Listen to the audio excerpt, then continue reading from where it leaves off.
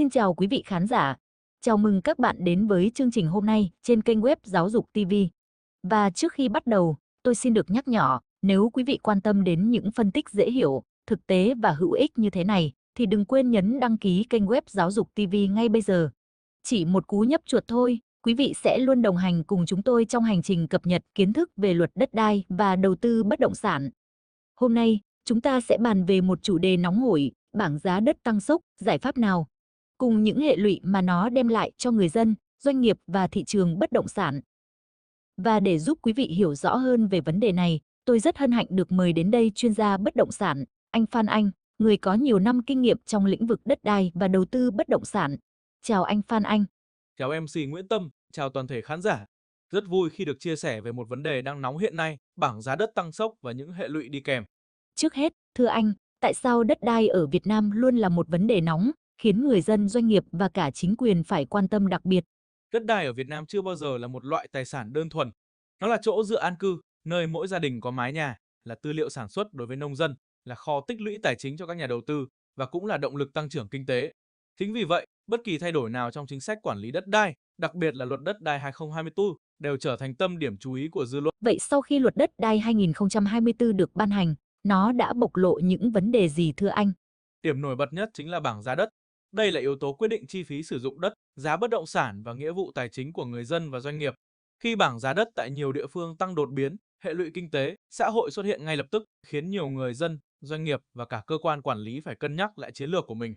Xin anh cho biết cụ thể mức tăng của bảng giá đất hiện nay ra sao? Một số địa phương vừa công bố mức tăng bảng giá đất khiến dư luận không khỏi sốc. Hà Nội, bình quân tăng 53%, có nơi thậm chí gần gấp đôi. Thành phố Hồ Chí Minh, mức tăng dao động 50 đến 60%. Đà Nẵng, riêng khu trung tâm, giá đất tăng đến 100%. Hậu quả là chi phí giải phóng mặt bằng đội lên nhanh chóng, các dự án đầu tư công phải tăng vốn, trong khi giá bất động sản leo thang vượt khả năng chi trả của nhiều người. Tất cả những yếu tố này khiến cả người dân lẫn doanh nghiệp đều rơi vào tình trạng khó khăn, thậm chí bế tắc trong kế hoạch sử dụng đất và phát triển dự án. Điều này rõ ràng gây sốc. Nhưng liệu những con số này có phản ánh đúng giá trị thực của đất trên thị trường không, thưa anh? Không hoàn toàn. Bảng giá đất do Ủy ban Nhân dân tỉnh ban hành được xem là giá sơ cấp. Khi đất chuyển sang thị trường thứ cấp, nơi đã có đầu tư hạ tầng, xây dựng, cơ chế tính toán lại chưa rõ ràng. Điều này dẫn đến khoảng cách lớn giữa giá nhà nước và giá thực tế trên thị trường, gây khó khăn cho cả dân cư và nhà đầu tư. Thưa anh, người dân đặc biệt là nông dân chịu ảnh hưởng ra sao? Người dân, đặc biệt là nông dân, đang gánh chịu áp lực lớn nhất từ việc tăng giá đất. Có thể kể ra một số vấn đề cụ thể. Chuyển đổi đất vườn, áo sang đất ở nhiều gia đình phải nộp khoản tiền sử dụng đất khổng lồ, đôi khi bằng hoặc vượt cả giá trị thực của mảnh đất, khiến kế hoạch an cư trở nên khó khăn. Chi phí tách hộ, mở rộng nhà, ở với các hộ đông con ở nông thôn, việc tách đất cho con cái có thể tiêu tốn vài tỷ đồng, vượt khả năng chi trả của họ. Sống chen chúc, nhiều gia đình vẫn phải sinh hoạt trong không gian chật hẹp, không có điều kiện mở rộng hay là cải thiện chất lượng cuộc sống. Áp lực tài chính từ bảng giá đất mới đang khiến giấc mơ an cư và ổn định của người dân trở nên xa vời hơn bao giờ hết. Một ví dụ cụ thể anh có thể chia sẻ.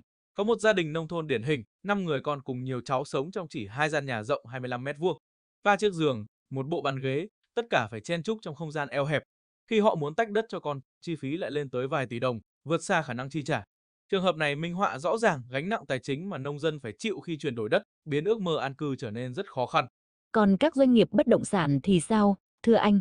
Việc chi phí đầu vào tăng mạnh đang đẩy giá bán bất động sản lên mức cao, vượt khả năng chi trả thực tế của người mua. Hệ quả là thị trường bất động sản chững lại, nhiều dự án phải trì hoãn hoặc đình trệ. Doanh nghiệp gặp khó, lợi nhuận giảm mạnh, thậm chí có nguy cơ phá sản. Tại thành phố Hồ Chí Minh, giá đất nông nghiệp dao động từ 400.000 đến 810.000 đồng trên mét vuông, trong khi đất ở thấp nhất là 2,3 triệu đồng trên mét vuông, cao nhất lên tới 687 triệu đồng trên mét vuông.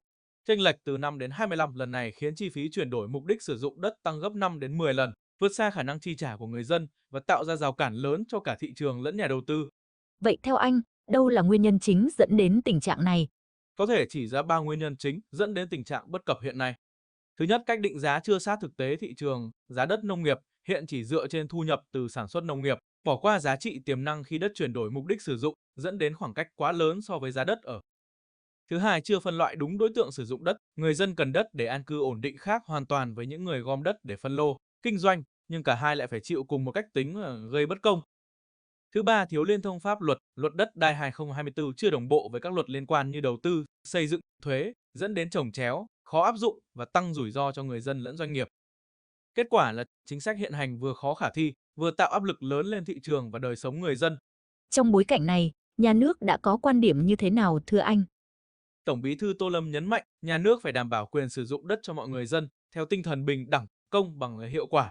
Lợi ích giữa nhà nước và nhân dân phải phân định rõ ràng. Khi ban hành quy định, cần đặt mình vào vị trí của người dân và doanh nghiệp để chia sẻ khó khăn. Điều này nhấn mạnh rằng chính sách đất đai cần gắn liền với thực tiễn, nếu xa rời đời sống sẽ gây bất ổn xã hội. Các chuyên gia đã đề xuất giải pháp gì để tháo gỡ thưa anh? Theo giáo sư Đặng Hùng Võ, để tháo gỡ những bất cập trong chính sách đất đai, cần tập trung vào 3 hướng giải pháp chủ chốt. Nâng giá đất nông nghiệp sát với thực tế thị trường, giá đất hiện nay thường quá thấp so với giá trị tiềm năng khi chuyển đổi mục đích sử dụng. Việc điều chỉnh giá sát với thị trường sẽ thu hẹp khoảng cách giữa đất nông nghiệp và đất, ở giúp việc tính tiền sử dụng đất trở nên hợp lý hơn và giảm thiểu rủi ro cho cả người dân lẫn nhà đầu tư. Phân loại đối tượng sử dụng đất, không phải mọi người sử dụng đất đều giống nhau.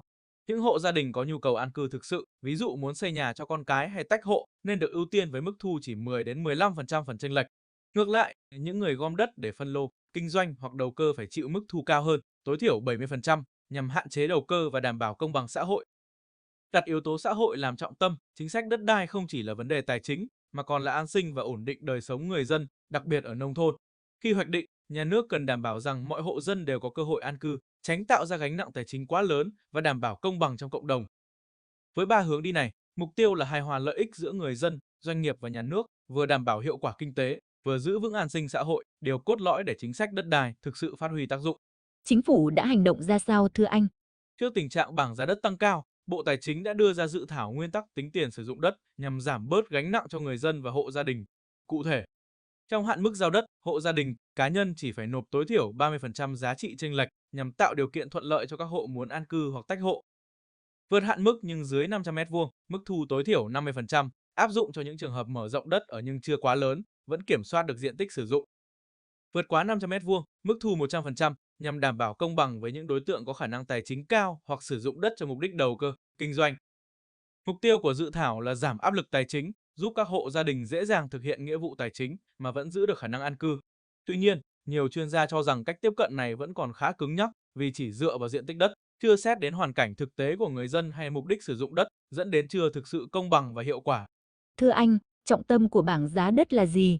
Cốt lõi của bài toán bảng giá đất nằm ở việc tìm ra điểm cân bằng giữa công bằng xã hội và hiệu quả kinh tế.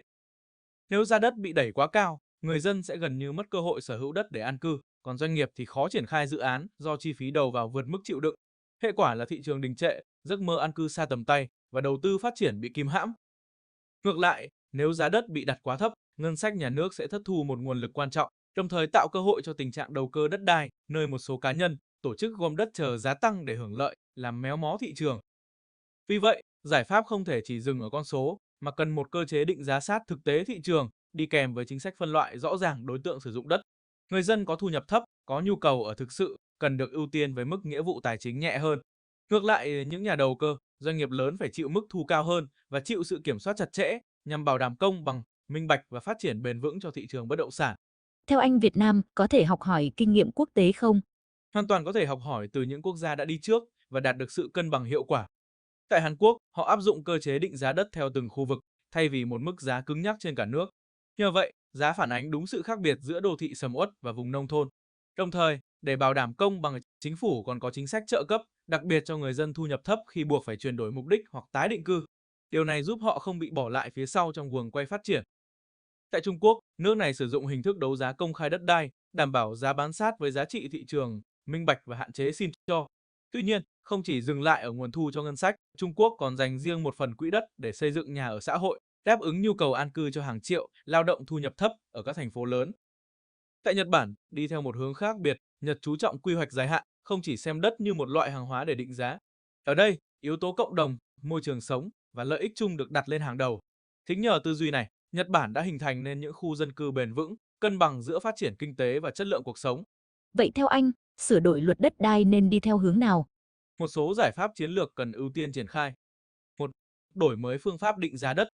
Không chỉ dừng lại ở việc lấy số liệu giá giao dịch hiện tại, mà cần kết hợp nhiều yếu tố, thu nhập bình quân của người dân, kỳ vọng phát triển trong tương lai, cùng với so sánh giá từ thị trường lân cận. Cách làm này sẽ giúp mức giá đất phản ánh cả thực tế lẫn tiềm năng, tránh tình trạng giá giấy tờ một đằng, giá thị trường một nẻo. phân loại rõ ràng đối tượng sử dụng đất. Thị trường bất động sản chỉ lành mạnh khi phân biệt được ai là người mua để ở thật sự, ai là nhà đầu cơ. Vì vậy, cần có chính sách ưu tiên về giá và thuế cho người dân có nhu cầu an cư, đồng thời áp dụng biện pháp kiểm soát chặt chẽ đối với hoạt động gom đất, lướt sóng. Và tăng tính liên thông trong hệ thống pháp luật. Luật đất đai không thể đứng một mình mà phải đồng bộ và thống nhất với các luật khác như luật đầu tư, luật xây dựng, luật thuế. Chỉ khi mọi quy định được kết nối, tránh chồng chéo mới tạo ra môi trường pháp lý rõ ràng, giúp cả người dân lẫn doanh nghiệp yên tâm thực hiện. 4.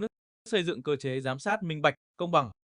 Cần có một hệ thống giám sát chặt chẽ từ trung ương đến địa phương, sử dụng công nghệ số, cơ sở dữ liệu đất đai và sự tham gia của cộng đồng. Khi mọi thông tin được công khai, quá trình định giá, giao dịch hay thu hồi đất sẽ tránh được tình trạng xin cho hay lợi ích nhóm. 5. Phát triển quỹ đất an sinh xã hội. Bên cạnh thị trường thương mại, nhà nước cần chủ động tạo lập quỹ đất dành riêng cho nhà ở xã hội, tái định cư và an cư cho người thu nhập thấp. Đây là cách bảo đảm công bằng xã hội, giúp những người yếu thế cũng có cơ hội tiếp cận đất đai và ổn định cuộc sống. Tóm lại, bảng giá đất cần được điều chỉnh để không trở thành gánh nặng cho người dân, doanh nghiệp và thị trường. Chính xác, sửa đổi luật đất đai phải dựa trên tinh thần chia sẻ khó khăn, đảm bảo hài hòa lợi ích nhà nước, nhân dân, nhà đầu tư, chống lãng phí, lợi ích nhóm và đảm bảo phát triển bền vững. Cảm ơn anh Phan Anh đã mang đến những phân tích vô cùng chi tiết, thực tiễn và sâu sắc. Quý vị khán giả, nếu bạn quan tâm đến những thông tin cập nhật về luật đất đai và bất động sản, đừng quên đăng ký kênh web Giáo dục TV để theo dõi những nội dung hữu ích. Xin chào và hẹn gặp lại quý vị và các bạn trong các số tiếp theo của web Giáo dục TV.